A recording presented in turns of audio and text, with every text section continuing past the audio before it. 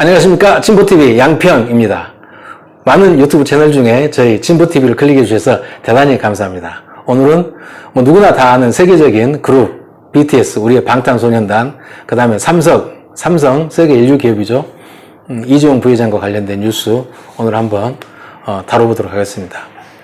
방탄소년단의 신곡 다이너마이트가 출시되자마자 그 이름처럼 폭발적인 반응을 불러일으키고 있습니다.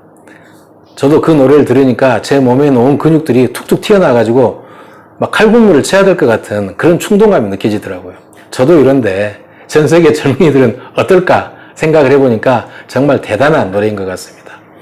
뮤비 출시 하루 만에 1억 뷰 돌파, 그 다음에 4일 만에 2억 뷰, 그 다음에 7일 만에 드디어 미국 빌보드 싱글 차트 핫 100에 1등의 자리에 올랐습니다. 대단하죠. 물론 우리나라 사람으로서는 최초입니다. 근데 저는 궁금한 게 앞으로 이 BTS가 얼마나 많은 기록들을 갈아치울 것인가, 얼마나 확장성을 가지고 K-팝의 이 지평을 넓혀갈 것인가, 그 잠재력이 매우 궁금하다는 것입니다.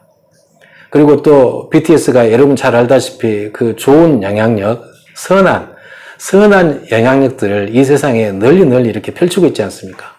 너무 자랑스럽지 않습니까? 우리나라의 젊은이들이. 그래서 문재인 대통령도 이렇게 치하를 했습니다.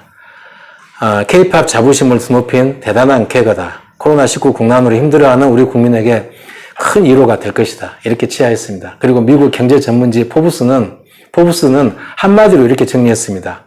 업계의 지배자다. 업계를 딱 평정해버렸다. 이런 말이죠. 더 이상의 어떤 극찬이 없을 것 같습니다. 그리고 저는 개인적으로 더 기분 좋은 소식이 뭐냐면은 정부 당국에서 이렇게 BTS 멤버들이 30살까지 마음 놓고 이렇게 K-팝에 충실할 수 있도록 병역 연기를 해주도록 법을 바꾸겠다는 이런 것입니다. 그동안 이렇게 병역 연기는 스포츠에 관련된 이런 우수자들에게만 주어졌는데, 이제 국위 선양에 뛰어난 공이 있는 대중문화 예술 분야 우수자들에게도 병역 연기 혜택을 준다는 것이죠. 그래서 일단 당분간 BTS 멤버들은 30살까지 이제 좀 K-팝에 전념할 수 있을 것 같습니다. 근데 저는 여기서 더 하나 기대한 것이 뭐냐면은, BTS member들이 그동안 이 국위 선양을 한 그 업적은 정말 타의 추종을 불허한다는 것입니다. 병역 의무하고 비교하면 10배, 100배, 1000배하고 비교가 되겠습니까? 더 뛰어나죠. 저는 우리나라 정책 당국자가 좀 유연하게 이런 부분에 대해서도 뭔가 좀 기회를 줘야 되지 않느냐. 그래서 꼭 병역 의무만 고집할 것이 아니라 그와 비교되는 업적을 이렇게 탁월하게 남겼다면은 정말 K-팝에 전념할 수 있도록 병역 의무도 면제해줘야 되지 않느냐. 그런 기회를 BTS 멤버들에게 줘야 되지 않느냐. 그러고도 남음이 있다. 저는 이렇게 생각하는데, 여러분 생각은 어떤지 모르겠습니다. 이제 병역 연기 됐는데, 이제 그걸 뛰어넘어서 이런 분들에게는 병역 면제 혜택을 줘도 된다. 충분하다. 그런 생각이 든다는 것입니다. 그리고 이재용 부회장이 드디어 4년여 수사 끝에 불구속 기소되었습니다. 이분은 이렇게 법정에 세우기까지가 이렇게 힘들고 우여곡절이 많나 봅니다. 그 과정을 이렇게 쓰려고 하면 아마 소설책 한 권으로도 부족할 것 같습니다. 워낙 거물이다 보니까 법정에 세우기도 이렇게 힘들지 않은가 이런 생각이 드는데, 그만큼 우리 법의 잣대가 많이 구부러져 있다는 것이죠. 삼성이 뭐길래, 이종희가 뭐길래 이렇게 정의가 구부러지고 휘어지는가, 좀 답답한 생각이 듭니다. 이재용 부회장이 받고 있는 혐의가 뭐냐면은 자본시장법상 부정거래 행위 및 시세 조정, 또 업무상 배임, 이 세 가지입니다. 그러니까 경영권 승계를 위해서 제일모직과 삼성물산을 합병했는데, 그 과정에서 제일모직의 기업 가치를 높이기 위해서 자회사인 삼성바이오로직스 회계를 조작해가지고 약 4조 5천억 정도에 해당하는 회계 조작을 했다는 것입니다. 사기죠. 회계 부정. 그 혐의를 받고 있습니다. 그 다음에 삼성물산의 주가를 떨어뜨리기 위해서 시세 조작을 했다. 이런 내용입니다. 만약 이 혐의가 유죄로 입증된다면은 삼성 세계 인류기업이지 않습니까? 이재용 부회장. 아마 세계 기네스북에 오를 것 같습니다. 그 금액이, 혐의를 받고 있는 그 범죄 금액이. 그리고 우리나라는 5천년 단군 역사상 전무후무한 그런 기록을 금액적으로 달성할 것 같습니다. 지금 이재용 부회장은 뭐라고 하고 있냐? 그 두 기업의 합병 과정에서 나는 어떤 불법적인 지시나 보고도 받은 적 없다. 나는 무죄다. 이렇게 주장하고 있습니다. 제가 보기에 이렇게 해석하면 될 것 같습니다.